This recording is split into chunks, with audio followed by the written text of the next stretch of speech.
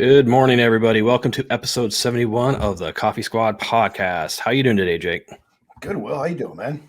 I'm doing all right. It's a beautiful day. Hopefully it doesn't get too hot. It's supposed to be a little warmer than I like this weekend, but it is summertime. So we got to kind of expect it to be that way. It's actually been a cooler summer this year than it has in the past. So yeah, it's definitely hotter this year than, or it seems hotter this week than the previous weeks. yeah. Well, as long as the hurricanes stay away, I'll be all right. But it was super humid, man. Like before and after, that's what people don't get is like, the humidity. So I'm glad. So glad nothing too bad. No severe damage or anything. But it's just beginning.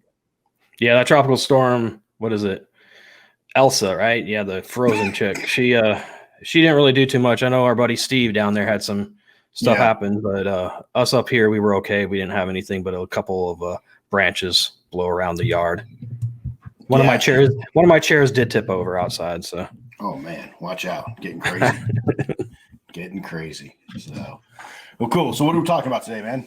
Today we are going to be discussing insider threat. Obviously I'm building out a course for a physical security assessment, and one of the things a good assessment does is identify the possibility of an insider threat and how to identify and mitigate it. And so I said, hey, let's talk about it. Yeah, I think it's great. Insider threats, look, every organization, in my opinion, should have an insider threat plan. Discuss it, know about it, know signs, and then understand, like how to treat it, right? So, and that's from senior executive management all the way down to the lowest person, because insider threat can always come from anybody within the organization. Sometimes even from outside the organization, right? They use a pawn, fake credentials or something like that to get in, and now they're in. So, well, cool. I like it. I'm looking forward to the discussion a little bit today. All right, cool. So I just figured we start off with some examples. I'll give a small level example and then a couple big examples of shows that anybody can do. A small mom and pop business or a multi-billion-dollar business. So I know a guy owns a business, and him and his family, it was their business, and his brother and him had a falling out, and the brother actually stole all of his proprietary information and opened a competing business in the same area. So now these two brothers are kind of going at it. And I mean, it's more of a family squabble, but it's still technically an insider threat because somebody you hire that was working for you that shouldn't have left without this information, left with your information, and started his own business. Wow. So, sounds like Coca-Cola, Pepsi kind of thing, right? Like, yeah, that's like old school insider threat right there. Yeah. But look, I mean, so I think that's great. I think that what a great example of a bakery, right? Is what you said? Yeah. Well, I had a business, but yeah, it was a bakery. But family recipe, right? Something that really, look, it's those recipes that are the intellectual property. I mean, you think about the KFC recipe or the Coke recipe, that stuff's under lock and key, Yeah. Very few people have access to it. So when talking about insider threat, what's the threat? Is it to the recipe? Is it to intellectual property? Is it to classified information? Well, it's what's the asset? What are you trying to protect, right? So your asset is that recipe, your proprietary information. So yeah, I know in the military and like government agencies, right? It's always, are they turning a spy? Are they handing over classified information? And that's usually what your security clearances are for, to help kind of weed that threat out a little bit. The DoD, I know, does an annual insider threat training. At least they used to. I don't know if they still do. And actually, I just looked it up right before we hopped on the show, and you can go and just type in insider threat, Google it. And you actually can take the DoD insider threat course. So, which I think, hey, it's better than nothing out there. Yeah, I might have to do that just to boost myself up. So this isn't really an insider threat. It's just a little thing of mine. I went to the movie for the first time, and ever since COVID started. So I was excited, I was like, yeah, I get to go to the movie theater, get my Coke and popcorn. And I went up there and I said, I'll take the popcorn and a large Coke. And they're like, is Pepsi all right? I was like, no. I mean, I don't know about you, but I'm just not a Pepsi guy. I like Coke. And I was very disappointed not to, I know it sounds silly and trivial, but I was disappointed not to get my Coke with my popcorn. I gotta drink Coke instead of, or Pepsi instead of Coke. It's the little things in life, Hey, like you've first world problems. You've lived in the Carolinas for such a long time, Pepsi is from the Carolinas. Okay. Support the home team. Yeah, no, I don't like the taste of it, man. All right. Like I know there's two different tastes, but yeah. It's just not my thing. You grow up on one thing, and that's kind of what you stick to. Okay.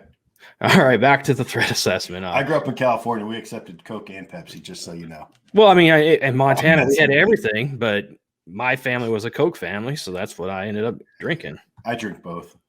You were there, yeah. Yeah. All right. Leave it. So back to examples of insider threat. Waymo, which was Google's self-driving car program, suffered an attack by a malicious insider in 2016.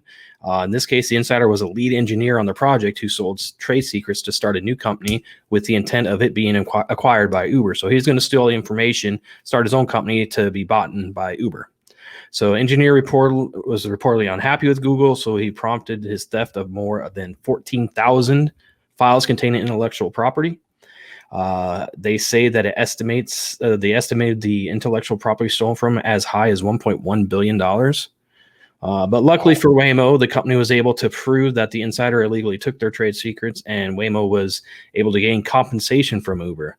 Compensation included $245 million worth of Uber shares and a restriction preventing Uber from using the stolen information in their hardware or software. So Uber paid who knows how much to this guy, and then they had to pay out $245 million to Waymo and shares, and they can't use the information anymore. So I wonder if the guy was sentenced, prosecuted at all. I did not research it. I should have, but I didn't research all of it. But it's funny. I mean, if Uber was in the dark, they didn't know, so maybe that's why they were able to do the shares instead of actual money or something like that. I don't know. Yeah, I mean, I guess Google now owns a big portion of Uber. Yep. And then they have everything, their hands in everything. So between them and Amazon. Boeing is another, it's an older breach. It happened, it started in 79 and ended to 2006. Spanned several decades. In this case, insiders stole information from both Rockwell and Boeing. In this breach, an employee working for Chinese intelligence stole hundreds of boxes worth of documents containing information about spacecraft and military manufacturing operations. Unfortunately, the total amount of data compromised is unknown. So they found him, but they have no idea how much he stole. And that was 79 to 2006. That's a long time. That's like a career. So his whole career was spent espionage, right? Stealing stuff for Chinese intelligence. Crazy. I think across the board, most large companies and even some smaller companies, I have a buddy who owns a software company. It's small. It's not AI. I can't think of the other term, but anyways, that's a concern of his, and he's a tiny little company, and he's trying to get his funding and his Series A's and all this other stuff. But it's one of those things where you always have to think about it. Who's coming on? Protect yourself. Every employee with a non-disclosure agreement. So that's non-disclosure agreement is pretty general and bland. But then those trade secrets. So let's take the Boeing engineer, right? Well, he had access. Yep. And for anyone that can get it, it's how do they get access and access and placement. And so if they have access and placement to it, well, then that's people you need to monitor. If you just leave everything out in the open and nothing is very secure, well, then you don't need someone with access and placement because it's anywhere and everywhere and anyone can get in. And that I'm talking about papers. I'm talking about any type of software, computer type systems. So it covers a large area. And so that's where I think that convergence, and we're going to talk about this, I think in a few weeks, is convergence. Cyber security, physical security can really, really merge together. And this is one area where I think it can help. I also think, employees, training employees properly. We always say, if you see something, say something, right? Not everyone's comfortable doing that, and some of these people are our friends too, right? How many people do you know that have gone through a divorce or are going through a divorce And you might see like financially all the stress, everything else, and they're unhappy with their work. And so there isn't, one variable that leads to usually someone doing this. Yeah. There's multiple variables. It could be money. It could be dissatisfaction with the company, pissed off with a boss or a senior level manager. It could be partnership where it's dissolving. It's not going the way it could be. So protect yourself. Protect yourself as a business owner, and then protect the company that you work for. That's your salary at the end of the day too. So if someone can take your product, steal it, and someone else can sell it around the corner for a lesser value, who knows how long you'll be in business for. Yep. So let's kind of jump into actually, we assume that most everybody knows what we're talking about when we're talking about insider threat, but let's kind of break it down and, what exactly is an insider threat? What does that mean? So it's really just a malicious threat to an organization overall, and that usually comes from people within the organization. We've talked about employees or former employees or contractor or business associates that have that access and placement. They have access to that information or that organization's security practices. It may not just be, it could be as simple as the janitor. Yep. Right. They know that, hey, I have to have a badge. I scan it in and this and that, and they go tell someone who's looking to gain that intellectual type property. And so it can be as high up as the CEO, board members, all the way down to, the lowest member of that team. And so I think that's a pretty good definition there of employees, former employees, contractors, business associates who have inside information and access. Yep. Well, like you said, a janitor, it could be somebody as simple as a janitor is cleaning or a cleaning crew's cleaning. They find a password on a desk and say, oh, well, that's their password to get in that computer. So now I have access to all this person's files. And guess what? If I want to sell them, I have access. I have means of motivation. If I have means now, if there's the motivation there, they can, and a client there or somebody to buy the information, then it's simple as that, so. Yeah, so some of the security assessments I've done, I've literally seen passwords written on a sticky note on a computer. Yep. I've seen computers, laptops left open on a desk where they're not, the person got up, walked away, didn't shut it down for that login information. So I've seen sensitive information that says sensitive on there or burn bags.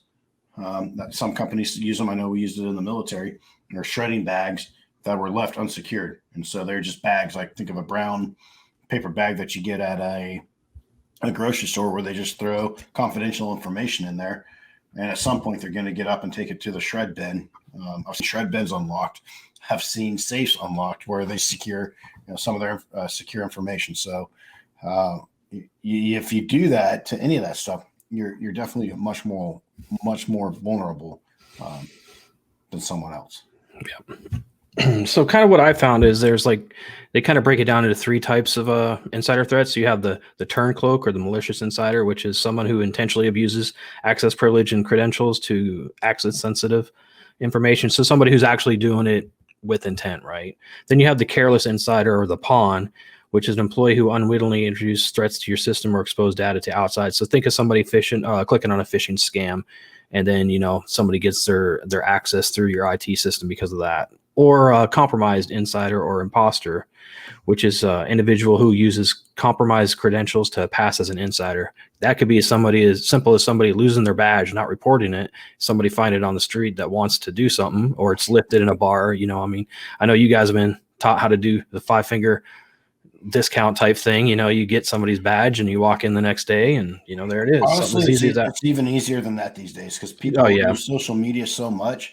I can't tell you how many times when I do a security assessment, and we're not talking red team penetration, just a security assessment where, look, I'm glad people are going to work. I'm glad they're proud of it. That's a good thing. But to take a picture of your ID badge and post it on social media, super easy to get, right? So you could literally download that picture, put your picture on there, act like you're scanning it because it's not going to work. And then say, hey, can you let me in? And next thing you know, people are just being nice at the end of the day. And I think that's really, if I put one thing, for other employees, we're nice. Most people are just nice people. So let me hold the door open for you. Or hey, my badge's not working. Let me in. Or look, I know Will, and I know Will's going through a tough time, whether that's financially, personally, whatever. And you start seeing some abnormal behaviors coming out of Will. And it's starting to raise a flag, but you don't want to say anything because Will's your buddy, or you don't want to make it awkward. He may not even be your buddy, but you have to work with him. You have to sit next to him. You have to share a cubicle, whatever it may be. Those apprehensions that you have. So no one wants to say anything. Most people don't want to say anything because they just don't want to get involved, and they're afraid to. And then it's then after the fact happens, most people, they didn't see the signs, or they don't realize that they saw the signs or knew what the signs were. And then they go back and they're like, oh my gosh, I saw this, this, and this, and I never said anything. And so that's why I think training is such a good deal to look at. So to help people understand what those signs are. And you could see those signs and you could be 100% wrong. Yeah. But I'd rather be wrong than see the signs or not say anything and watch a catastrophe happen. I mean, you can always, if you're worried about getting dragged in, and I'm sure most companies have a program that you can report something anonymously, and they don't know where it came from, but hey, somebody's saying something about this, and the security team or whoever's in charge of that should check it out. Yeah, and like we just said, they're not super easy to identify always. It's much easier looking back after the circumstance of like, oh man, I saw this and I saw this and I probably could have helped out or stepped in here or there. That's happened in my life multiple times, not insider stuff, but other stuff with people like, oh, I could have helped this person before it got a little too far. So some things I think we talked just a little briefly about, employees living beyond their means. If you're noticing that your employee, a friend, and you know them well enough, you see them, who knows, buying a new house, going on a fancy vacation, a new vehicle, something just, it's always going out to fancy restaurants, something where you're like, in the same pay range, you're like, how the hell does he afford this? And you just know. Yeah. That's kind of, that's really across the board for anybody who's doing something they probably shouldn't be doing. Yeah. Like I know where I worked at, the other agency in my area had numerous people who were, stealing money and drugs and stuff like that. And, at the time, people didn't really think of, there were some whispers, but nothing concrete. But then looking back, you're like, oh yeah, how do they afford new jet skis, new Harleys, new trucks, going on these high dollar vacations every couple months, not like once every 2 or 3 years, but like every 6 to 8 months, they're going on cruises and stuff together. That's just, raises the red flag. Yeah, right? Exactly. Yeah. So I think another thing too is leaving, like an employee leaving to a competitor, and I almost put / disgruntled employee. Yeah. Look, I know when I left one job, I was super unhappy with my supervisor. I thought he was just wrong as could be.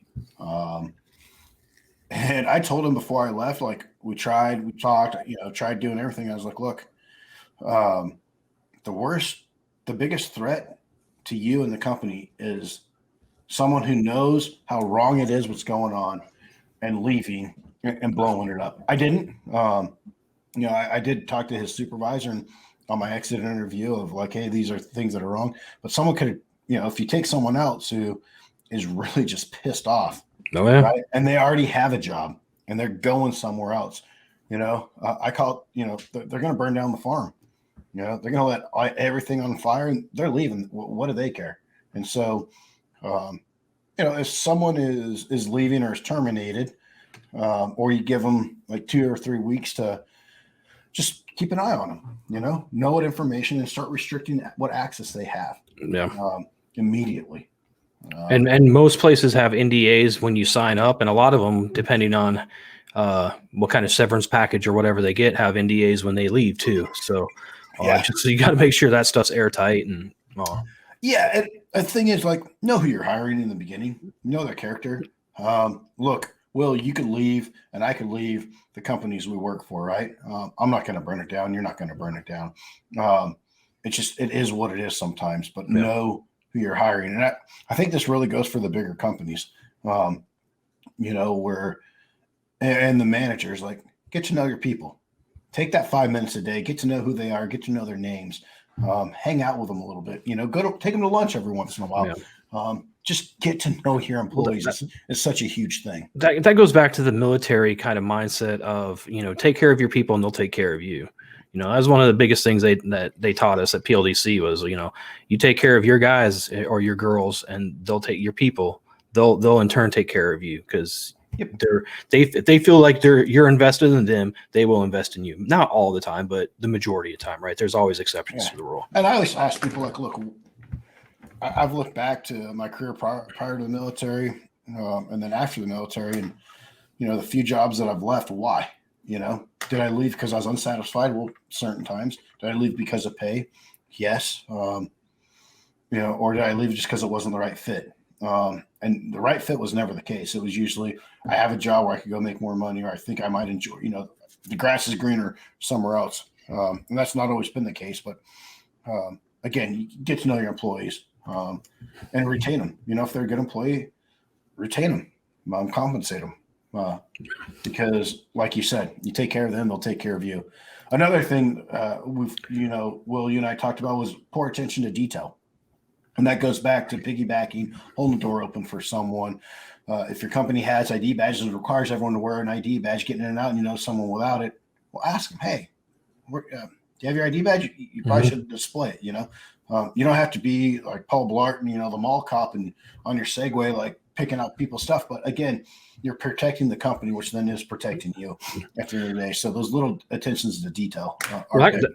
That could be something as, Joe Bob gets up from his computer to go to the bathroom and he doesn't close it out. And he has something he's working on that says classified or sensitive. Hey, man, close it out, Oh, I'm just running to the break room. Well, it only takes a few seconds for somebody to take their phone and click it, Yeah. And I know I have a buddy who works up in Virginia, D.C. area that he's not even allowed to bring his cell phone to work. He has to leave it out in the car or whatever. So, yep. That's what it was in the military where I worked. Was all cell phones had to be left out. And then relaxed enforcement of security standard operating procedures or policies and procedures. So if you don't have policies and procedures relating to this, you definitely should probably look at creating them. If you don't know how to create them, we'll reach out to a security consulting firm that can help you create them. Lawyers can help you create them. Talk to your HR department. They can help you create them. So definitely so it's not just about creating them, but then it's putting them out there so everyone understands and then enforcing it. That's the big one to me. If you have them, it's the enforcement aspect. Everybody, after a while, people start getting relaxed. And if you don't have that person that kind of the enforcer, the person who has, hey, this is how it's supposed to be done, no, take the shortcut, do it this way. You don't have that person who's actually enforcing the policies and procedures. That's when things start getting, corners start being cut and you leave yourself open to that threat. Yeah. I mean, look, we're all lazy at the end of the day. Most people, if they can cut a corner, they're going to cut a corner. Yeah. If it's not important to senior management, why should it be important to me? And that's, that goes into leadership again. So leadership needs to definitely be on board with this. Any policy and procedure, they have to back it and they have to support it. And that you should go and also lead by example. They should follow it as well. Yeah. So enforcing those SOPs, I think, is huge. And have consequences, right? Oh yeah. And so it's just like if you have an access control problem with people piggybacking, and you have a policy that says, hey, if you allow somebody other than yourself into the building, you get rolled up the first time, you get fired the second time, and that was just, hey, I know, just don't do it again. No, you got to have a strict policy, and you have to follow it. Yeah. No exceptions. And again, make sure that your policies and procedures also are appropriate for the place. Yeah. Right. At a bakery, at your buddy's bakery, right? Like people coming and going, minus theft of food and supplies. But other than that, like the recipes should be probably locked in a box where, only one person has access or, maybe someone else. But, there's some type of access control to that recipe box. Yep. So, okay. All right. So we've kind of talked about some ways to identify them, right? Or some things to look for, right? And kind of, I guess, started into the preventing. What are some other ways we can prevent an insider threat? So we just kind of talked about knowing and protecting it. So another thing is, and we've kind of briefly talked about this, but develop an insider threat program. Goes along with your SOPs, but have a program out there where spend a few hours, however, that program should be tailored to your company, or to the company if you're the security head of security, to what is the threat. Um, and that program, look, if you're a place where there's tons of classified information or intellectual property, it probably needs to be a little bit longer. Yeah. But if it's kind of a more mom and pop type thing, it'll probably could be a real short. I always like to, the webinar stuff, that's great. But if people are like me, yeah, I get some out of it, but I probably get somewhere between 10 and 20% out of it because I'm just clicking through because I have other stuff to do. Yep. But if you pull me away and you bring me into like an auditorium or a room where we can actually discuss this with a professional, and ask questions, and the professional kind of gives what I call like real world examples, and we talk through and we walk through, and it's a discussion, much more valuable in my opinion. And so that's something that I talk with my clients a lot of. Look, the online stuff's great and it's a good, decent foundation. I definitely don't say don't do that. Definitely do that. Yeah. But then also maybe bring in people to have these discussions. Yeah. If you're a larger company, you may have to do it, various times throughout the year. But I think that human interaction, that personal discussion back and forth, is usually good. And I'd also say put the cell phones in a box so you can't bring them in. So people aren't on YouTube and Facebook during the discussion. Yeah, distracted. I think for any type of training, but especially for something like this, a combination of online and in-person training is kind of a good way to go. Yeah. You can get the base layer down on the online portion, but once you start getting the meat and potatoes, it's kind of good to get them in person. That way you can make sure they're paying attention. Because like you, I end up only retaining maybe 20 or 30% of an online course that I'm doing because I end up either working or looking at something else, or something's going to take my distraction away. I have a hard time just sitting here and watching a video screen for hours on hours. Yeah. I think another thing is like deploying solutions or monitoring for employees or that area that where your data sources are, or where that information is being stored and kept. And so what I mean by that is we've talked a little bit about convergence, but working with your IT side and the physical security side of setting up barriers, setting up safes, whatever it is, but also, with the digital age, also looking at the digital solutions to that as well. So setting up the firewalls, setting up password protected areas where, if you need access to this information, you have to be given access to it. And the minute that person changes jobs or leaves, remove them from that access. Also, when they do access it, there should be some type of digital timestamp saying, hey, we'll access this at July 14th, blah, blah, blah, at this set date and time. And then if something is actually touched, there should be an alert system too of, hey, we'll access this information or we'll enter this room. There should be an alert that goes up also. I'm starting to feel a little profiled here, is little targeted. I don't know what's going on. Hey, you're not very accepting of Pepsi. That's all, Will. I'm not after their proprietary information. Yes. If you drink Pepsi and Coke and you're inclusive, Will, we wouldn't have this discussion. I do drink Mountain Dew, which is a Pepsi product. So. Oh. Okay. But I think also, like you said a little bit before, having the policies in place and stuff, but also continuous training, updated training, even phishing campaigns, especially stuff like that for, ones that use the computers a lot. You do a phishing campaign, says, whoever identifies the most phishing, most email scams to us wins like, a free coffee or something like that. Or if you get bit, then, you're not following our policies and procedures, stuff like that. Have those things, make them fun, and keep the training up to date. Yeah. One of the companies I do a lot of work for, consult with, is they do that. They call it a phishing tournament. Yep. And so then that, whatever section wins that phishing tournament, I think they provide them lunch or something, So, I always try to have fun with security, not make light of it, but have fun with it. Because I think when you can have fun and you can do some really cool things with it, people actually start noticing it more. When it's just a drag or, hey, hit this button or listen to this, fat old guy sit here and talk who has one leg, boring, right? So try to have a little bit of fun with it. Try to be creative, I guess, with your security solutions. When it becomes that monotonous, check the block type stuff, people are going to lose interest real quick. Yeah. So incorporate anything else we can think of. I don't know. No, I mean, I think we've hit it. You know, I think for the leadership is know what your threats are. You know who they are, know what they are. So that could be a foreign adversary like Boeing that you mentioned in your story. It could be a family member who is disgruntled because they don't feel like they're getting that, know, the bigger piece of the pie. And so know who your threats are. And it's tough. It's not easy. And that's why I say, like, having those conversations is getting to know your employees, having these policies and procedures in place, having these areas that are secured.